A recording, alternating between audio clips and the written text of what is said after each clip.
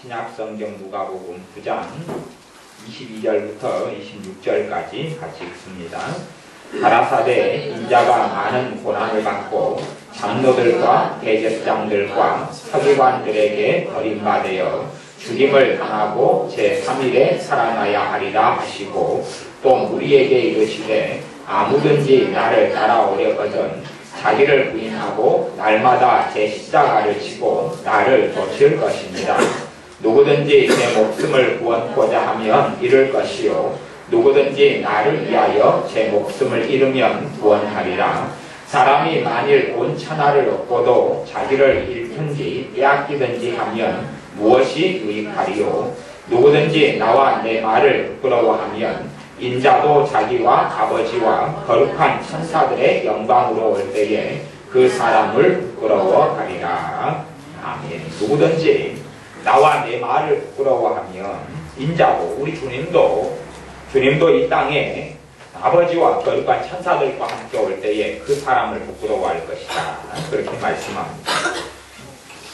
특별히 이제 오늘 누가복음 9장 이 본문의 말씀 가운데서 23절의 말씀, 아무든지 나를 따라오려거든 자기를 부인하고 날마다 제 십자가를 지고 나를 좇을 것입니다. 이 말씀은 신약성경 사복음서에 한 5번 정도가 나와 있습니다.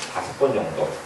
이 마태복음에 2번, 그 다음에 마가복음에 1번, 누가복음에는 9장인가 14장인가 이렇게 2번, 이렇게 5번 반복적으로 나와 있습니다. 방금 누가복음 9장도 나와 있고 뒤로 넘기면 14장도 나와 있고 마태복음도 12장, 16장도 이렇게도 나와 있고 계속 반복적으로 마가복음 8장에 나와 있고 이게 반복적으로 나와 있습니다. 왜 반복적으로 주님께서 하신 말씀이 이렇게 되어졌느냐 하면 반복적으로 성경에 나왔다는 것 자체는 중요하다 이런 뜻입니다. 중요하다. 중요한 것은 반복할 수밖에 없습니다. 아이들에게 있어서 수학의 기초가 되는 것은 구분법입니다. 또 덧셈 뺄셈입니다. 중요하기 때문에 한 번 덧셈 뺄셈을 배워가지고 체화되거나 차일 것이 되지 않습니다. 진리는 항상 체화되어야 합니다. 체화한다는 이야기는 자기 몸에 배어야 한다 그런 이야기. 진리는 체화되어야 합니다. 진리는 자기 몸에 배어야 합니다. 아이들이, 저도 그렇습니다. 전에 외국인과 만나서 외국인에게 말을 붙여서 영어로 했어요. 곰곰이 궁리해가지고 생각해가지고 영어를 한마디 했어요. 상대방이 그러니까 제가 예상한 답을 이야기했습니다. 그래서 저도 한마디를 더 해줬어요. 그러니까 그 외국인이 생각하기를 이 사람이 되게 영어를 잘하는구나. 그리고 혼자서 막 뭐라고 하는 것이 저는 못 알아먹겠어요. 그런 경험을 했습니다. 우리 지연이도 그런 경험을 한다고 그래요. 원어민 선생님하고 어쩌다가 한마디 이야기해주면 원어민 선생님이 영어 잘하네. 그리고 혼자서 막 샬라샬라 해요. 이제 우리 지연이의 잘 쓰는 방법은 오케이 무슨 말인지 전혀 모르고 그렇게 돼요. 왜냐하면 영어라는 것이 우리나라 언어가 아니기 때문에 체화가 잘 되질 않아요. 그 영어를 계속하고 살아야 영어가 배워가지고 말하면 즉각 내 것이 되는데, 저 사람이 한마디 하면 영어를 좀 공부한 사람은 궁리하고 생각이 해석 아니라고 한참 생각하다 보면 저 외국인은 자기 말을 실컷 하고 말아요. 그렇게 하고 말아요. 대화가 사실은 안 되는 것이에요. 하나님 말씀 진리를 알지니 진리가 너희를 자유케 하리라 그렇게 말씀합니다. 하나님 말씀 진리가 오면 나를 자유하게 만든다. 진리가 오면 자유하게 만든다. 진리를 알지니, 진리를 알게 되면 자유케 된다. 진리를 안다는 말은 정보나 지식이나 공부해서 아는 걸 이야기하는 것이 아닙니다. 하나님 말씀이 내 몸에 배이는 것을 이야기해요. 그렇기 때문에 에스겔서 말씀에도 이 책을 받아 먹으라. 하나님의 말씀을 받아 먹어라. 먹어서 피가 되고 살이 되어야 한다고 말씀하는 것입니다. 하나님 말씀이 우리 안에 체화가 되는 걸 진리를 안다고 이야기하는 것이, 그리스도를 안다고 이야기하는 것도 우리 주님의 말씀이 내 안에 들어오는 것을 이야기합니다. 성경에는 내 말이 너희 안에 거하면 그렇게 말하는 것이, 주님께서 내 말이 너희 안에 거하면, 하나님 말씀이 내 안에 거한다는 것은 체화가 되는 것이, 내 안에 인이 바뀌고 뿌리가 박히고 하나님 말씀이 내 가치관이 되고 내 삶의 이유가 되고 내 생각이 되고 내 세계관이 되고 그렇게 되는 것을 이야기하는 것입니다. 그렇게 되려면 끊임없는 과정과 시간들이 필요합니다. 아무든지 나를 따라오려거든 우리는 주님을 따라가기를 원합니다. 물론 그렇게 원치 않는 사람들은 자신은 주님의 사람이 아니다는 것을 증거하는 것이 됩니다. 주님의 사람은 주님의 십자가의 피로 구원받은 사람은 주님의 은혜로 구원받은 사람은 주님의 대속으로 구원받은 사람은 주님을 따라가고자 마음먹습니다. 그건 당연한 결과입니다. 주님의 사람은 주님을 따라가려 합니다. 주님의 사람은 주님과 함께 있어야 합니다. 주님의 사람은 주님의 영화롭게 하려 합니다. 주님의 사람은 주님을 더 알아가려고 합니다. 그건 당연한 것입니다. 주님의 사람이 아닌 사람은 주님을 따라가려 하지 않습니다. 세상을 따라가려 하고 마귀를 따라가려 합니다. 주님의 사람이 아니다는 증거입니다. 주님의 사람은 주님을 따라가려 합니다. 그리고 주님께서 말씀합니다. 이제 너희가 나를 따라오려고 하느냐? 내 사람이 되었기 때문에 그러면 나를 따라오려거든 자기를 부인해야 한다. 첫 번째, 주님을 따라가려거든 자기를 부인해야 한다고 이야기합니다. 자기를 부인하는 것이 뭡니까? 내 감정, 내 생각, 내 느낌대로 가는 것을 이야기하는 것이 아닙니다. 내 감정, 그거 안 따라간다. 내 생각, 안 따라간다. 내가 원하는 욕망, 안 따라간다. 그것이 아니다는 거 거절하는 것입니다. 그것이 어떻게 쉬운 삶이 되겠습니까? 내 욕망, 내 감정, 내 느낌, 내 생각, 그것을 부인하는 것이 어떻게 쉽겠습니까? 내 본성을 어그러뜨리고 거꾸로 가는 것인데 어렵습니다. 하지만 그것이 주님을 따라가는 길이라고 이야기합니다. 주님을 따라가 자기를 부인한다는 것. 우리 믿는 사람들이나 세상 사람들 동일하게 대부분의 사람들이 땅의 것을 보고 삽니다. 땅의 것. 너희는 땅의 것이 아니라 위의 것을 보고 살아라 합니다. 많은 땅의 것을 우리가 추구하고 봅니다. 육신의 것, 눈에 보이는 결과들을 붙잡으려 합니다. 그리고 썩어질 것을 위하여 온 인생을 다 투자하고 그리고 쏟아붓습니다. 썩어질 것. 다 사라지고 마는 것, 전부 다 사라지고 마는 것을 위해서 모든 걸 쏟아붓습니다. 심지어 자식을 위해 쏟아붓는 것도 생각해 보셔요.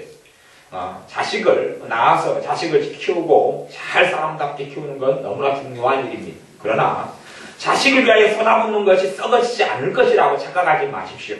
자식을 위하여 쏟아붓는 것이 시간 지나면 얼마나 무가치한 일이라는 것을 굉장히 많이 부모들은 발견하게 됩니다. 모든 걸 쏟았던 것이 얼마나 무가치한 일이. 심지어 남자와 여자가 이성교제를 합니다. 그리고 사랑하기 때문에 남자는 여자에게 모든 걸 쏟습니다. 여자는 남자에게 모든 걸 쏟습니다. 그것이 썩어질 것이 아니라고 생각하고 영원한 것이라고 생각합니다. 모든 걸 쏟습니다. 하지만 남자나 여자는 그 사랑이 식어져 버리면 끝나는 겁니다. 모든 자기 인생을 다 쏟았던 그것이 아무것도 아닌 것을 발견하게 보게 됩니다. 직장을 위해서 사람들은 모든 걸 쏟습니다. 특별히 성취지향적인 사람은 직장을 위해서 가정도 팽개칩니다.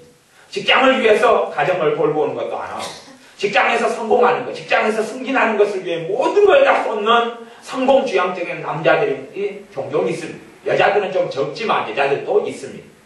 모든 걸 쏟고 모든 걸 쏟습니다. 거기에서 영원한 무엇인가를 얻을 줄 알고 하지만 3년 지나고 5년 지나고 10년 지나고 20년 지나면 전혀 거기에서 영원한 것이 없고 썩어질 것밖에 없다는 것을 보게 됩니다. 그런데 영원한 것을 추구하도록 부르신 하나님의 사람도 이 악의 본성이, 죄의 본성이 자꾸만 세상으로 가게 되고 썩어질 것을 추구하는 본성이 나타납니다. 그것을 부인해야 돼요. 그것을 부인해야 돼요. 썩어질 것을 쫓아가는 본성을 부인하는 것 어렵습니다. 정말 어렵습니다. 그렇기 때문에 내가 가면 보혜사를 너에게 보내리라고 말씀하시는 거예요. 성령님의 역사와 성령님의 도우심이 아니면 나를 부인하는 삶을 살 수가 없기 때문에 그렇습니다. 우리는 성령이 거기 다가해서 나를 부인하는 삶을 살아야 합니다. 그것이 주님을 따라가는 길입니다. 성령이 거기 다오고자 하여 나를 부인하는 삶을 살아가야 합니다.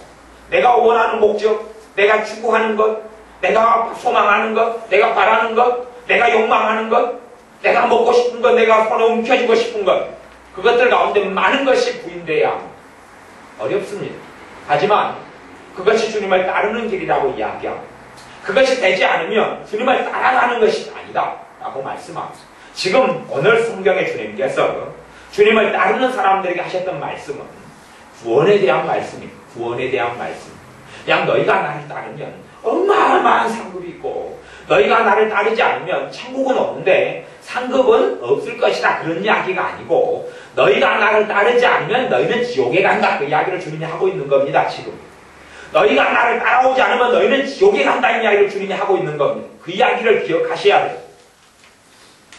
그래서 24절 말씀에 누가복음 9장 24 누구든지 자기 목숨을 제 목숨을 구원코자 하면 잃을 것이요 누구든지 나를 위하여 제 목숨을 잃으면 구원하리라. 구원 어떨 때 구원을 받느냐? 주님을 위하여 내 목숨을 잃어야지 구원받는다고 이야기합니다. 주님을 위하여 나의 목숨을 잃어야지 구원받는다. 나의 목숨을 잃는다는 것을 주님을 위하여 순교하고 죽는다 이런 의미를 벗어나서 나를 부인한다 그런 이야기. 나를 부인한다. 나를 부인한다. 내가 원하는 내 인생의 목적이 있음. 예수를 믿기 전에 내가 추구하는 게 있음.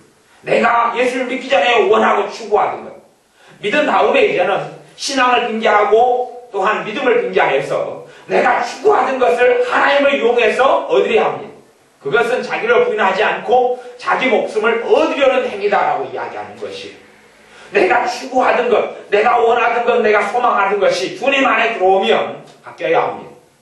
나를 오해하고 나를 원하고 내가 목적으로 성취하고자 하는 것에서 하나님께서 나를 통하여 성취하고자 하는 것이 내 표대가 되어야 합니다.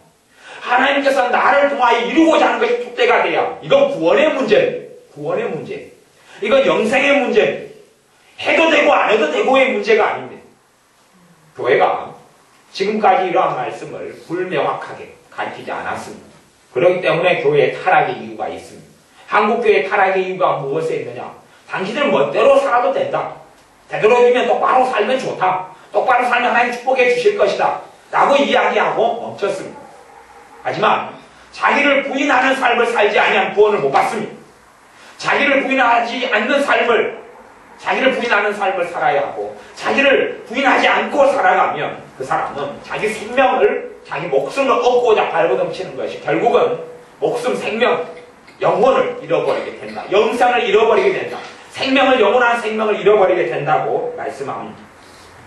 25절에 사람이 만일 온 천하를 얻고도 자기를 잃든지 빼앗기든지 하면 무엇이 유익하리요? 온 천하를 얻고도 온 천하가 뭐가 있습니까? 돈이 있죠. 온 천하가 건강이 있죠. 거기에 땅이 있죠. 집이 있죠. 차가 있죠. 자가용이 있죠. 거기에 가정이 있죠. 자식이 있죠. 거기에가 세상적인 행복이 있고 쾌락이 있죠. 온 세상에 공급할 수 있는 모든 것, 눈에 보이는 것이 온 세상이 눈에 보이는 것. 다 얻으면 무엇하느냐? 자기의 생명을 빼앗아버리고 잃어버리면 무엇이 유익하겠느냐? 라고 이야기합니다. 주님의 이야기입니다. 우리는 온 천하를 얻기 위해서 주님을 이용합니다. 온 천하를 얻는 것이 우리의 인생의 꿈입니다. 온 천하. 물론 내 천하는 그 사람의 천하는 작은 천하도 있고 큰 천하도 있을 겁니다. 단지 행복한 가정만 얻으면 될 것이다. 이렇게 행복한 가정을 천하로 생각하는 사람도 있을 것이고 또 직장이 없는 젊은 사람들은 편하고 돈이 많이 버는 직장만 있었으면 좋겠다. 그것이 당장에 온 자기의 천하일 수도 있습니다.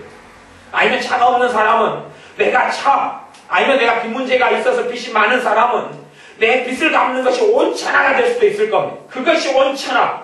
그것이 내 꿈꾸는 모든 것. 일단 1차적으로. 그렇게 해서 살아갈지 모르겠습니다. 하지만 주님을 위하여 자기를 부인해야 하고 주님께서 날마다 자기를 부인하고 23절 하반절에 날마다 제 십자가를 지고 나를 좇을 것입니다. 날마다 자기 십자가를 지고 주님을 좇으라라고 말씀합니다. 주님께서 자신에 대하여 말씀하시면서 22절에는 인자가 많은 고난을 받고 이게 주님의 십자가. 인자가 많은 고난을 받고 장로들과 대제사장들과 서기관들에게 22절에 버림받아요. 죽임을 당하고 이게 주님의 십자가. 고난을 받고 십자가를 지는 게 주님의 십자가고 그리고 주님께서 십자가를 지시면서 우리에게 하시는 말씀이 뭐냐 하면 너희들은 너희들의 십자가를 지고 나를 따라와라 합니다. 주님은 이 땅에 사람으로 하나님이 사람이 되셔서 이 땅에 계실 때에 우리가 생각하는 자신의 세상을 만들 수 있었습니다. 왜냐하면 주님이 바로 창조주기 때문에 얼마든지 행복한 삶을 선택할 수 있습니다. 우리를 위해 죽지 않으면 되니까요. 우리를 위해서 고난받지 않는 길을 선택할 수도 있습니다. 물론 우리는 구원받지 못하겠지만 주님에게는 죄가 없으니까요. 그렇게 살 수 있습니다. 주님의 천하를 만들어낼 수 있습니다. 하지만 주님은 주님 자신을 위해서가 아니라 아버지를 위해서 두 번째는 우리를 위해서 십자가를 지셨습니다. 이것이 주님께서 지신 십자가 그리고 우리에게도 말씀하시기를 너희의 십자가를 지고 따라와라는 겁니다. 주님의 십자가가 주님의 사명이었죠. 우리의 십자가가 뭡니까? 우리의 사명을 이야기합니다. 우리의 하나님께서 내게 부여하신 사명, 그것을 짊어지고 따라오라고 말씀합니다. 그것이 달란트 비유에서 이야기하는 달란트이기도 합니다. 2달란트, 1달란트, 5달란트, 문화 비유에서 나오는 문화기도 합니다. 청지기 비유에서 나오는 청지기에게 사명을 맡긴 것입니다. 그것을 이야기합니다. 각자의 재능대로 달란트를 맡기고 문화를 맡기고 청지기의 일을 맡겼습니다. 우리에게도 작게든 크게든 간에 내가 해야 될 땅의 일이 아니라 하늘의 일들이 있습니다. 내가 해야 될 땅의 일들이 아니라 하늘의 일들이 있습니다. 물론 여러분의 믿음이 어린 믿음이면 아직 사명이 뭔지를 모르고 직분이 뭔지를 모르고 내가 무엇을 해야 될지 모릅니다. 다시 거꾸로 이야기하면 신앙의 연수가 오래됐습니다. 내가 주님을 믿은 지 5년이 됐고 10년이 됐습니다. 그러나 내 사명이 무엇인지를 자각하지 못한다면 나는 어린 수준이다 그런 이야기입니다. 왜냐하면 어린아이는 일을 시키지 않고 어린아이는 돈을 벌지 않기 때문에 그렇습니다. 어린아이는 직업생활, 직장생활을 하지 않습니다. 이제 우리 미주원이 같이 어린아이는 3살짜리는 그런 어린은 돈 벌러 나가지 않습니다. 심지어는 공부하러 학교에 가지도 않습니다. 너무 어리기 때문에. 어리면 자기가 해야 될 하나님으로부터 부여된 자기 십자가가 뭔지를 모르고 그에 대한 자각이 없습니다. 또한 신앙 연수가 오래돼도 어리면 그것을 모릅니다. 또한 어리지는 않은데 자신에게 무엇을 하나님 요구하는지 아는데 그것을 감당하지 않는다면 어린 것을 떠나서 불신앙하고 불순종하고 살아가는 악한 자입니다. 왜냐하면 십자가를 지기를 원치 않은 자이기 때문에. 십자가를 지고 따르지 않으면 주님을 좇는 게 아니라고 이야기합니다. 그리고 십자가를 안 진다면 그러면 나는 무슨 삶을 살 것인가? 주님의 십자가를 안 지고 산다면 내 주님께서 내게 쥐어준 내 십자가를 내가 짊어지지 않는다면 나는 결국은 땅의 것을 추구하고 살고 주님과 다른 길을 걷고 있다는 이야기고 그러므로 내게는 구원은 없습니다. 구원은 없습니다. 너무나 교회의 담을 낮춘 것은 좋은 일입니다만은 교회의 담이 어디까지 낮아져 버렸냐 하면 아무나 교회 안에 들어오시오. 그건 너무 좋은 일입니다. 아무나 다 들어오시오. 너무 좋은 일입니다. 그러나 천국에 가는 것이 쉽다고 이야기하는 건 거짓말이 된 겁니다. 그건 거짓말입니다. 천국에 가는 것은 쉽다. 구원 얻는 것은 쉽다. 거짓말입니다. 쉽지 않습니다. 쉽지 않습니다. 믿음으로 구원 얻는 것이 사실입니다만은 그건 참된 믿음이어야 됩니다. 그리고 이제 우리가 믿음으로 구원 얻지만 그 믿음을 지키고 유지하고 그리고 끝까지 인내로 지킨다는 것은 어렵습니다. 왜냐하면 실제적으로 이제는 믿음을 지키는 삶에서 주님께서 요구하시는 것은 너의 믿음이 참 믿음이다면 너가 나를 정말 믿고 따른다면 너가 너를 부인하는 게 있어야 할 것이다. 그리고 너는 너 십자가를 져야 할 것이라고 주님 말씀하기 때문에 그렇습니다. 제가 이 성경의 해석의 부분에 있어서 제가 덧붙이는 건 거의 없습니다. 덧붙이지 않습니다. 왜냐하면 주님이 구원 문제를 가지고 이야기했으니까 제가 구원을 가지고 이야기하는 게 아니라 주님이 그리고 주님께서 십자가를 지고 따르는 것과 자기를 부인하는 것과 연결지어서 너희가 너희 목숨을 구원코자 하면 잃어버릴 것이라고 이야기합니다. 봐보세요. 그것이 이 땅에 살아나가는 육신의 생명을 이야기하는 것이 아닌 줄은 여러분이 다 압니다. 왜 그렇습니까? 불신자들 자기 목숨을 다 건사하고 살잖아요. 다 늙어 죽는 게 다 똑같잖아요. 그리고 부자들, 하나님 안 믿는 사람들 더 건강하고 더 오래 살고 더 잘 먹고 잘 마시고 살지 않습니까? 그렇기 때문에 육신의 생명을 이야기하지 않는 것이 당연한 일입니다. 육신의 생명을 이야기하지 않습니다. 자기를 위해 산다 해서 누가 일찍 죽은 사람이 있어도 돈이 많은 사람은 일찍도 잘 안 죽습니다. 건강하고 오래 잘 먹고 떵떵거리고 살다가 죽습니다. 또한 악인의 형통을 우리가 성경을 합니다. 악인이 얼마나 형통하고 잘 살아가는 일들이 많았는지 시편에서 이야기하고 있기도 합니다. 그러니 우리가 정말로 영원한 생명을 얻으려면 주님의 말씀 그대로 두 가지가 있어야 하나는 자기를 부인해야 구원을 받으려면 정말 주님을 따르는 것이라면 내 믿음이 참된 믿음이라면 첫째는 자신을 부인해야 합니다. 두 번째는 자기 십자가를 져야 합니다. 자기 십자가. 주님이 주님의 십자가를 지셨듯이 우리도 우리에게 주어진 십자가를 져야 합니다. 내가 아직 믿음이 어리고 약하면 아직 모를 수 있습니다. 그러나 내 믿음이 자라가면서는 알게 됩니다.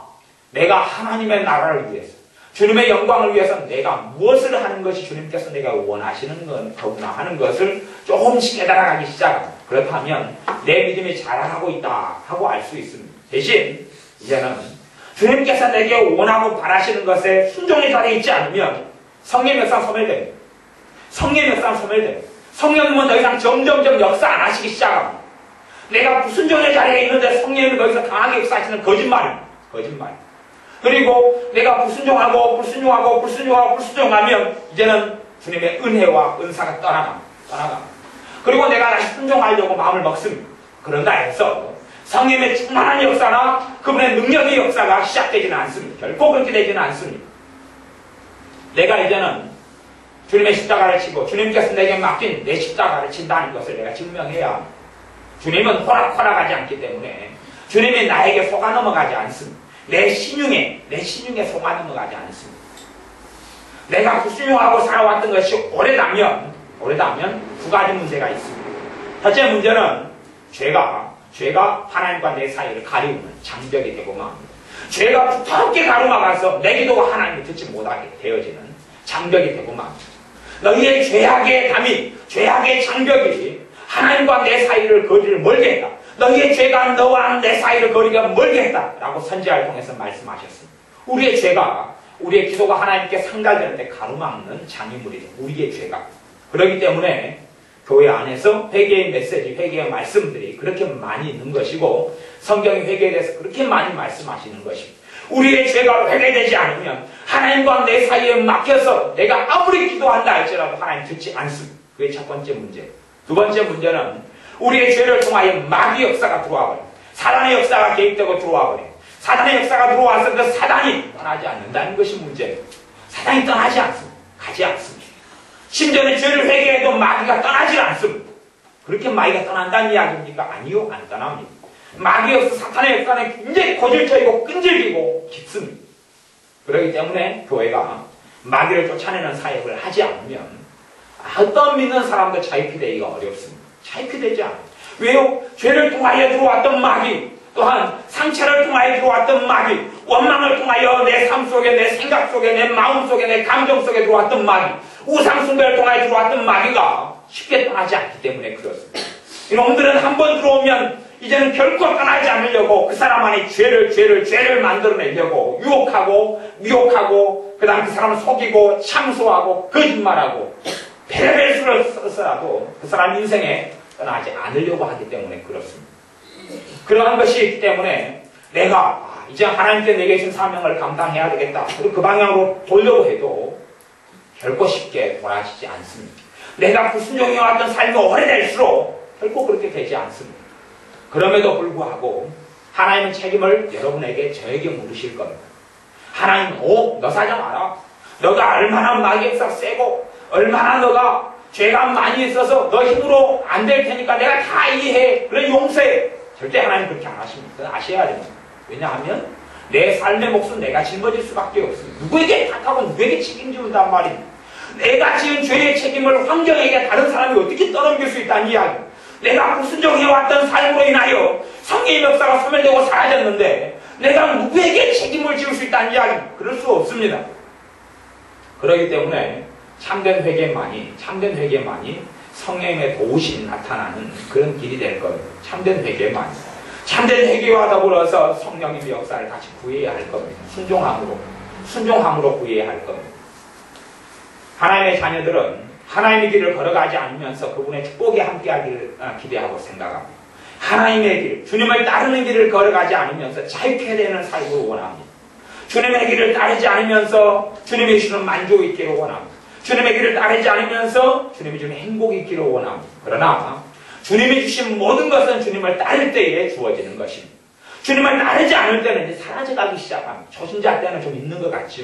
주님 만나고 은혜 받을 때는 주님의 기쁨이, 주님의 평강이, 주님의 사랑이 있는 것 같습니다. 그리고 그 초신자에게 두 가지 길이 놓여져 있습니다. 하나는 자신에게 역사하시는 그 성령의 역사와 평강의 역사와 은혜의 역사와 인도하시는 성령님을 따르는 길이 있고 안 따르는 길이 있습니다.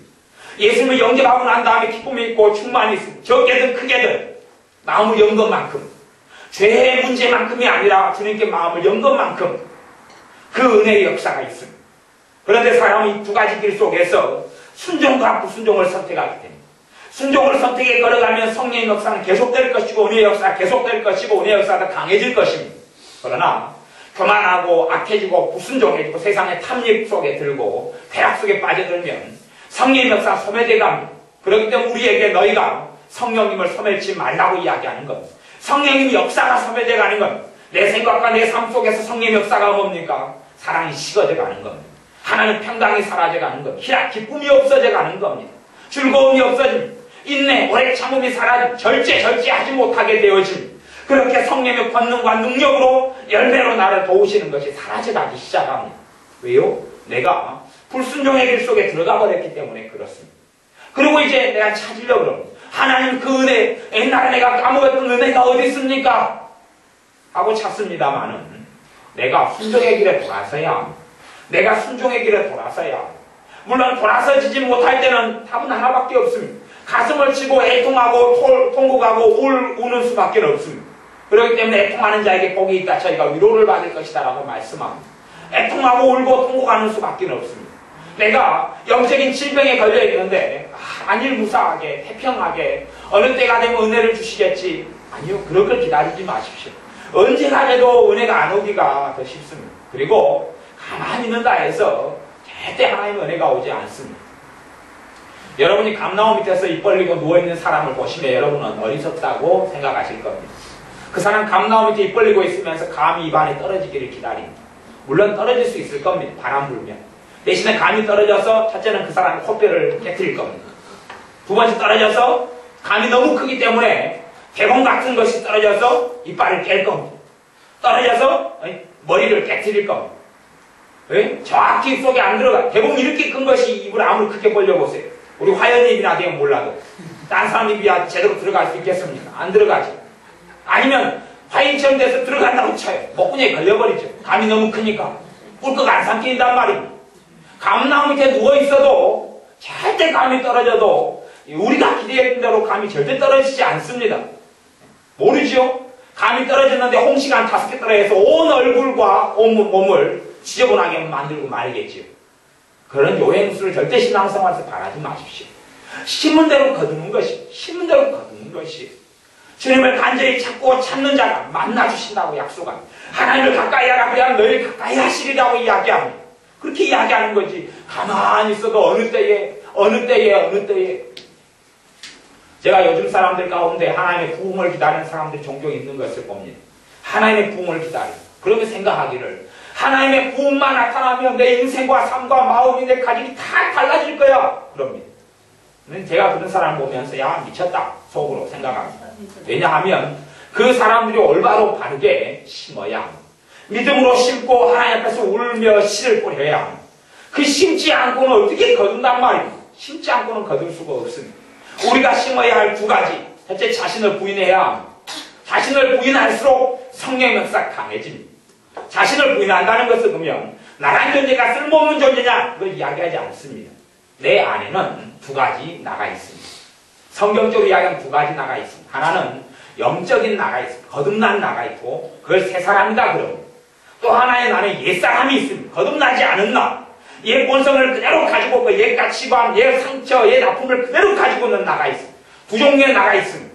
아직 거듭나지 않은 옛사람. 그래서 성경에 옛사람을 벗어버리고 새 사람을 입으라 그렇게 이야기합니다. 새 사람과 헌 사람이 있다는 이야기입니다. 그러면 나를 부인하는 것은 무엇이냐? 헌 사람, 옛사람을 부인하라는 이야기. 옛사람. 새 사람은 따라가고 옛사람을 부인하라는 겁니다. 그러면 참된 나가 옛사람이냐 새 사람이냐 그런 이야기. 참된 나가 보라 그리스도 안에 있으면 새 것이 되었도다. 그리스도 안에 있는 자는 새로운 피조물이라 말씀한 대로 예수를 영접하고 믿으면 새 사람이 됐습니다. 영적으로 새 사람이 됐습니다. 대신 내가 새 사람의 길을 주님을 따라가면 점점 광명에 이르며 새 사람이 나타날 것이고 헌 사람의 길을 따라가면 새 사람과는 점점 거리가 먼 삶 속에 들어가고 맙니다. 내 안에는 새 사람과 헌 사람이 공존하는데 그런데 그것을 옛사람을 벗어버리는 과정을 성화라 이야기하고 영적 성숙이라 이야기하고 영적 성장이라 이야기하거나 예수님을 닮아간다 그렇게 이야기하는 것입니다. 옛사람을 벗어버리지 않고 옛사람을 부인하지 않고 옛사람에게 예스 옛사람이 원하는 대로 그렇게 해줄게, 그렇게 가자, 그렇게 가자, 그렇게 살자. 옛사람은 땅의 것을 쳐다보고 새사람은 하늘의 것을 쳐다보고, 내가 옛사람과 새사람의 길 속에서 내 안에 두 사람이 다 있으니까요. 성령님을 통해 거듭난 새사람이 있고, 그리고 옛자가 그대로 남아있습니다. 두 사람이 있는데 내가 새사람의 길을 따라가면 따라갈수록 내 옛사람이 부인돼. 옛사람이 부인돼. 왜냐하면 새사람과 옛사람은 정반대 길을 걸어가기 때문에 그랬어요. 정반대 길을 걸어가. 새사람은 주님을 영원하게 하려고 그러고, 옛사람은 나를 기쁘게 하고 내 육신의 쾌락을 쫓아가고 나를 즐겁게 하고 나의 아방궁을 이 땅에 건설하려 그럼 죄된 삶을 좋아합니다. 새사람은 하나님의 의를 좋아하고 하나님의 영광을 기뻐합니다. 우리는 하나님의 영광과 하나님의 의와 하나님의 영화롭게 함이 내 안에 없다면, 발견되기 어렵다면, 너무나 많이, 너무나 자주, 너무나 오랜 세월 동안에 내 옛사람을 내가 쫓아오고 옛사람을 부인하지 않은 것입니다. 여기서 자기를 부인하라는 건 새사람에 대한 이야기가 아니라 옛사람에 대한 이야기입니다. 옛사람이 많을수록 부인되어지면 되어질수록 그것이 옛사람을 벗어버리는 행위입니다. 물론 여러분의 힘으로 안 되기 때문에 보혜사를 보내신다고 말씀합니다. 우리는 보혜사를 구해야 합니다. 성령의 역사를 구해야 합니다. 대신 불순종하고 오래 살아와서 성령의 역사가 소멸되어버린 사람은 철저하게 회개해야 됩니다. 철저하게 회개해야 됩니다. 그럴 때만이 성령의 역사가 다시 회복될 수 있습니다. 왜냐하면 회개하는 것 자체가 내가 자기를 부인하는 것에 속하기 때문에 그렇습니다. 회개는 나를 부인하는 행위입니다. 새 사람이 아니라 옛사람을 부인하는 것이 회개입니다. 여러분이 옛사람을 부인하는 삶 속에 들어오셔야 됩니다. 자기 십자가를 지라, 제 십자가를 지고 나를 좇을 것이니라. 주님을 따르는 자가 나를 따르는 자야 나의 제자다 라고 말씀합니다. 주님을 따르는 자가 주님의 제자다고 이야기합니다. 성경의 제자는 두 가지 의미를 가지고 있습니다.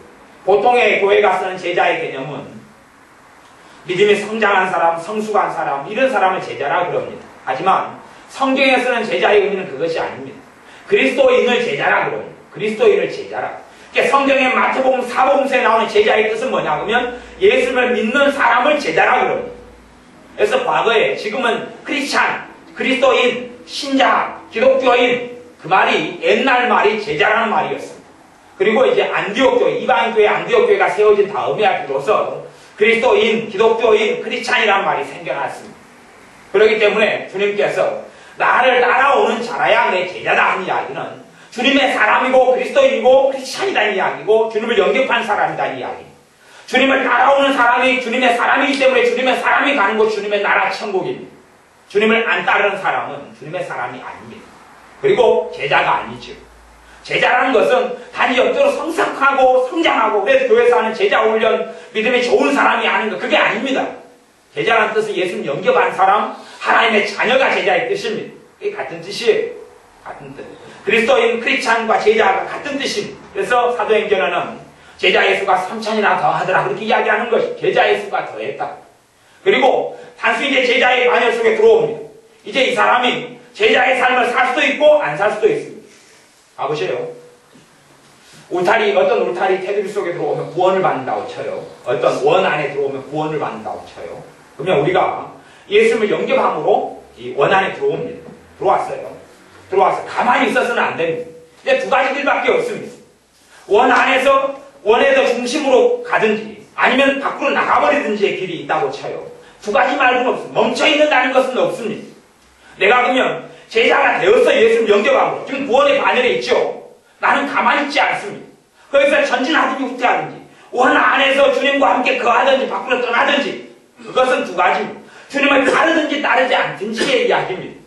내가 제자가 되었어요. 이제 주님을 따라가야지 그 제자가 계속하여 유지가 되어지는 거죠.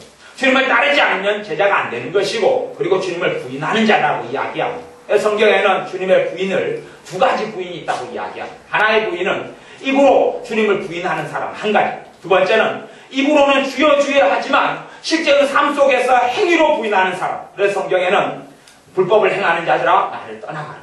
주여 주의 이름으로 선지한 못하며 주의 이름으로 귀신을 쫓아내며 주의 이름으로 병을 고쳤습니다. 아니야. 불법을 행하는 자야 나는 너희를 도무지 알지 못하느니 나를 떠나가라 라고 이야기합니다. 행위로 삶으로 주님을 부인하는 사람, 행위로 삶으로 주님을 영화롭게 하지 않고 부인하는 사람, 이것을 행위로 주님을 부인하는 자다 그렇게 이야기합니다. 딱딱한 말씀이지만 여러분이 딱딱한 말씀을 들으셔야 돼요. 왜냐하면 이건 주님께서 너무나 중요시 여겼기 때문에 사복음서에만 5번이 반복돼 나온 이야기이기 때문에 저도 반복하지 않을 수가 없습니다. 주님을 따르는 것이 너무 중요한 것이고 주님께서 여러분에게 짊어진 십자가를 발견하고 여러분의 십자가를 지는 것이 너무 중요한 일이기 때문에 그렇습니다. 그 십자가는 여러분이 생각하기에는 어떤 사람들이 생각합니다. 내가 지금 내 삶이 형편이 어려워. 이것이 내가 지는 십자가야.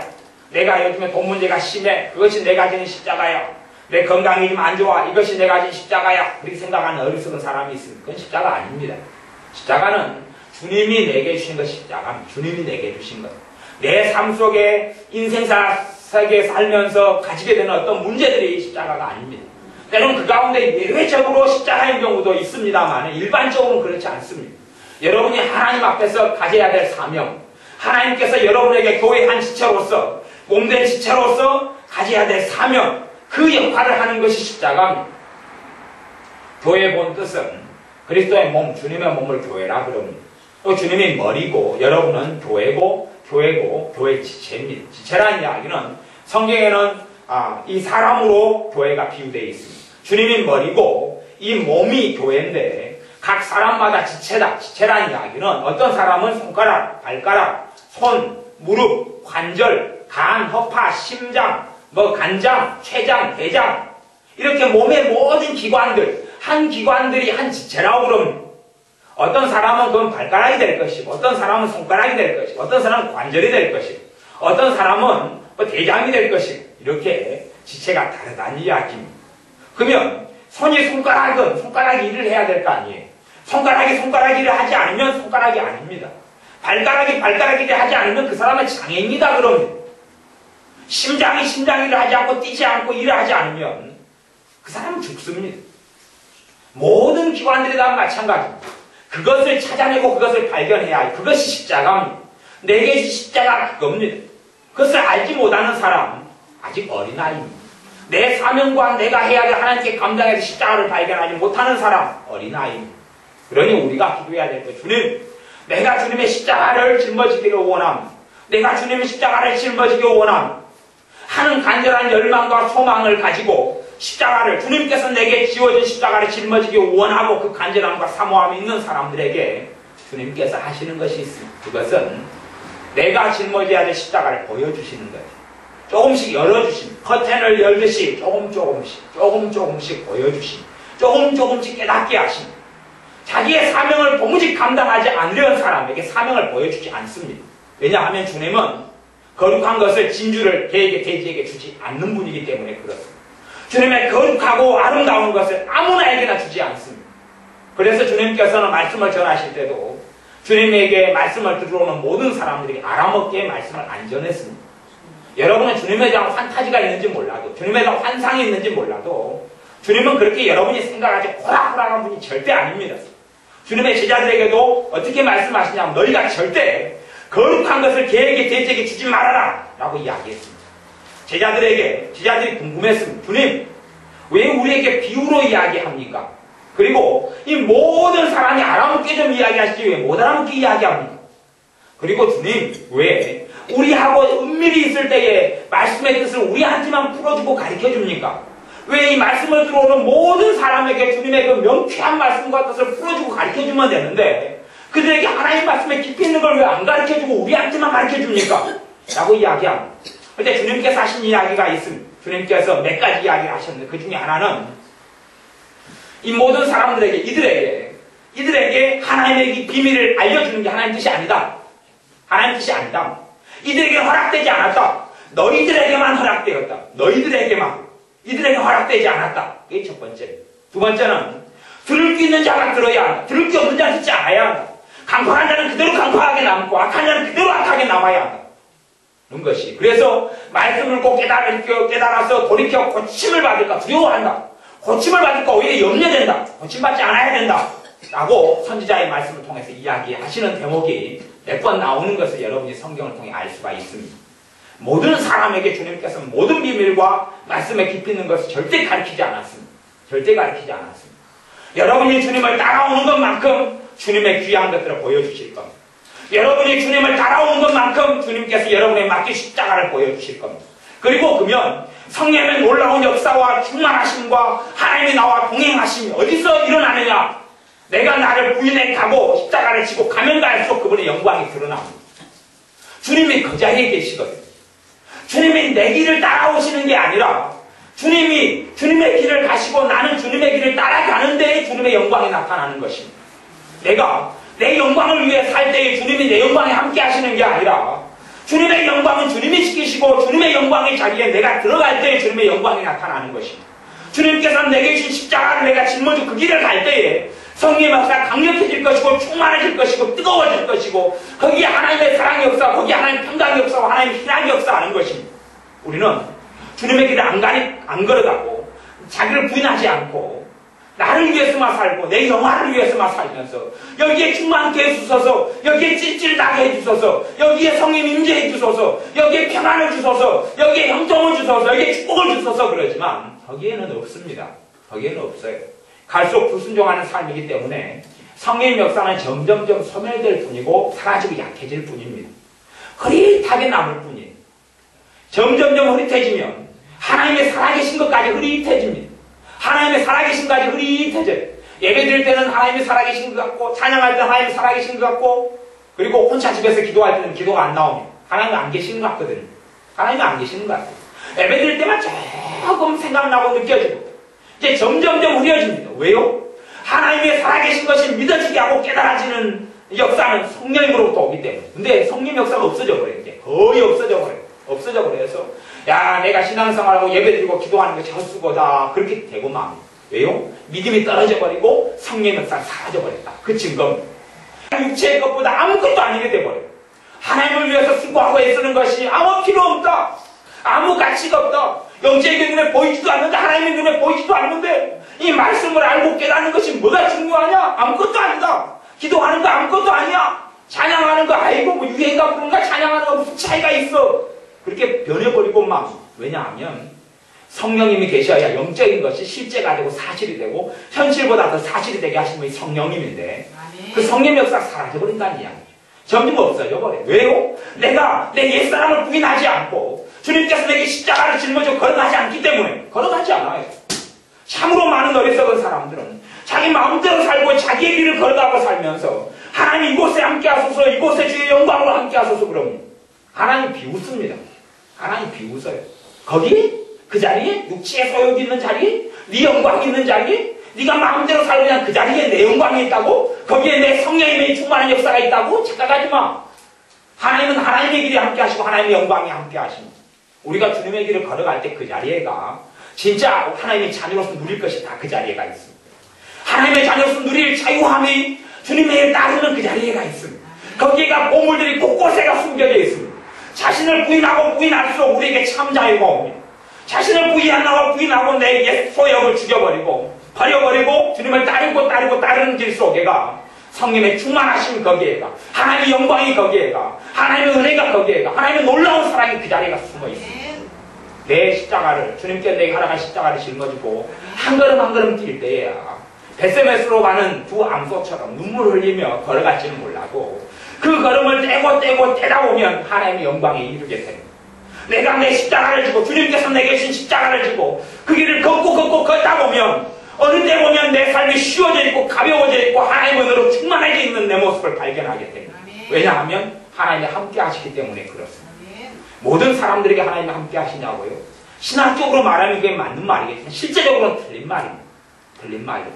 주님의 십자가를 짊어지고 가는 사람에게 함께 하시는 주님이 나타납니다. 주님의 십자가를 짊어지고 가는 사람에게야 함께 하시는 주님이 나타납니다. 자신을 부인하는 사람에게야 그 성령님의 영광의 역사가 나타납니다. 그렇지. 육체의 소욕 가운데 성령의 뜨겁게 역사해서 육체의 소욕을 더 뜨겁게 해주고 나이트클럽에서 춤추고 놀고 술 마시고 쾌락에 젖어 있는데 성령님이 뜨겁게 역사해서 쾌락이 더 강해지고 내가 못된 일을 하고 있는데 성령님이 뜨겁게 역사해 못된 일을 할 때 열매가 많이 나타나서 돈도 많이 벌게 해주고 그렇게 성령님이 역사하신다고요? 그렇게 생각하는 사람이 참 많습니다. 하지만 성령님이 절대 그렇게 역사 안 합니다. 하나님께서 영광 받지 않은 자리에 성령님이 역사하지 않습니다. 하나님의 영광이 드러나지 않는 자리에 성령이 역사하지 않습니다. 성령님은 악의 영, 죄의 영, 하나님이 아닌 것을 착각하지 마세요. 성령님은 하나님이십니다. 거룩하신 하나님, 성령자가 거룩할 성자, 영령자, 성신, 성령 같은 말인데 성령 하나님, 삼위일체 하나님이 성령님입니다. 성령님은 거룩하신 하나님. 그렇기 때문에 인간의 길에, 사람의 길에, 죄의 길에, 욕정의 길에, 욕망의 길에 성령이 함께 하시지 않습니다.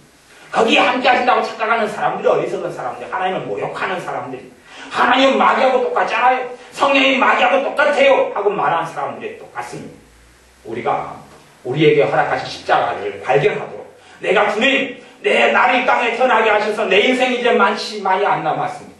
내게 주시는 십자가를 내가 알기로 원합니다. 내가 주님을 좀 영화롭게 하다가 가고 싶습니다. 내 삶 속에 여러 가지 어려움이 많습니다. 돈 문제도 있고, 빚 문제도 있고, 건강 문제도 있고, 자식 문제도 있고, 가정 문제도 있고, 이런저런 문제들이 많이 있습니다. 먹고 사는 문제도 힘듭니다. 그러나 주님께서 내게 주신 십자가를 내가 짊어지고 그 길을 살다가 주님 앞에 섰을 때에 이 게으르고 악한 종아라는 이야기를 안 듣고 싶습니다. 주님의 제자로 발견되고 싶습니다. 그러니 이러한 여러 삶의 문제들 가운데서라도 주님의 십자가를 내가 짊어질 수 있게 해주십시오. 주님께서 내게 쥐어주시고 내가 짊어지기 원하는, 내가 지체로서 행해야 될 것, 내가 하나님의 교회의 한 지체로서 내가 움직이지 않으면, 내가 관절인데 관절이 꼼짝하지 않으면 발이 아무것도 움직이지 않고, 내가 손가락인데 손가락이 움직이지 않으면 밥도 제대로 못 먹는, 내가 나로서 기능하게 해주십시오. 나를 하나님의 교회로 불렀는데 나로서 내가 하는 구실을 하게 해주십시오. 내가 살아있는 하나님의 죄로 구실하게 해주십시오. 내 믿음이 어리면 내 믿음이 성장해서 내게 주신 십자가를 내가 사명을 감당하게 해주십시오. 그렇게 기도하는 마음이 있어야 합니다. 그 자리를 걸어갈 때 주님께서 우리의 삶에 많은 얽매임들을 풀어주실 겁니다. 주님을 영화롭게 하는 그 길을 걸어갈 때에 주님께서 나를 도와주시는 역사가 나타납니다. 그렇기 때문에 너희는 그의 나라와 그의 의를 구하라, 그리하면 이 모든 것을 너에게 더하시리라 하는 건 그의 나라와 그의 의가 뭡니까? 하나님의 나라를 위해서 내가 짊어지는 짐들, 내가 짊어져야 될 십자가, 그걸 짊어지고 갈 때에 모든 걸 더해주는 하나님의 역사가 나타납니다. 우리는 관심이 없어 하지만 주님은 누가 내가 준 십자가를 짊어지느냐, 누가 내가 너희에게 짊어지라고 준 십자가를 짊어지느냐, 한 사람을 찾습니다. 누가 십자가를 짊어지고 있느냐, 누가 십자가를 짊어지고 있느냐, 누가 자신을 부인하고 있느냐, 그 사람을 찾습니다. 이것은 구원에 대한 문제라고 성경이 이야기하니 우리가 참으로 주님의 제자가 되느냐 안 되느냐, 우리가 주님의 제자로 사느냐 안 사느냐는 나를 부인하는 것, 내게 주신 십자가를 짊어지는 것이 두 가지 사이에 있다는 것을 명심하셔야 합니다. 그런 사람이 주님의 사람으로 발견될 겁니다. 우리의 삶 속에서 나를 부인해가고 또한 우리의 십자가를 짊어져야 합니다. 기도하겠습니다. 아버지 하나님, 우리는 우리의 목숨을 구원코저 우리의 행복을 위해서, 우리의 먹고 사는 것을 위해서 모든 걸 전심전력하고 쏟고 살아갑니다마는 주님께서 우리에게 주신 십자가를 지라고, 제 십자가를 지고 나를 좇는 자라야 나의 제자이고 나의 사람이라고 말씀하셨사오매 우리가 주님의 사람으로 발견되기 원합니다. 우리가 주님의 참다운 제자로 발견되기 원합니다. 우리가 우리의 남은 생애와 인생 동안에 우리에게 주신 우리의 십자가를 짊어지고 주님을 따르게 하여 주옵소서. 내 욕망과 내 욕정과 내 감정과 내 소원과 내 소망과 내 열정이 아니라 주님께서 가지고 계신 주님의 뜻에 내 열정을 꺾어버리고, 내 열망과 내 소망을 꺾어버리고, 내 게으름과 낙함을 꺾어버리고, 내 뜻을 무너뜨려버리고 주님의 뜻을 붙잡고 표대 삼아서 그 길을 걸어가는, 주님의 길을 걸어가는 주님의 제자들 되게 하여 주옵소서. 예수님의 이름으로 기도하옵나이다. 아멘. 주님 가르치신 기도하겠습니다. 하늘에 계신 우리 아버지여, 이름이 거룩히 여김을 받으시오며 나라의 임하옵시며 뜻이 하늘에서 이룬 것 같이 땅에서도 이루어지이다. 오늘날 우리에게 일용할 양식을 주옵시고 우리가 우리에게 죄 지은 자를 사하여준 것 같이 우리의 죄를 사하여 주옵시고 우리를 시험에 들게 하지 마옵시고 다만 악에서 구하옵소서. 대개 나라와 권세와 영광이 아버지께 영원히 있사옵나이다. 아멘. 말씀을 붙잡고 한참 5분간 같이 기도하겠습니다.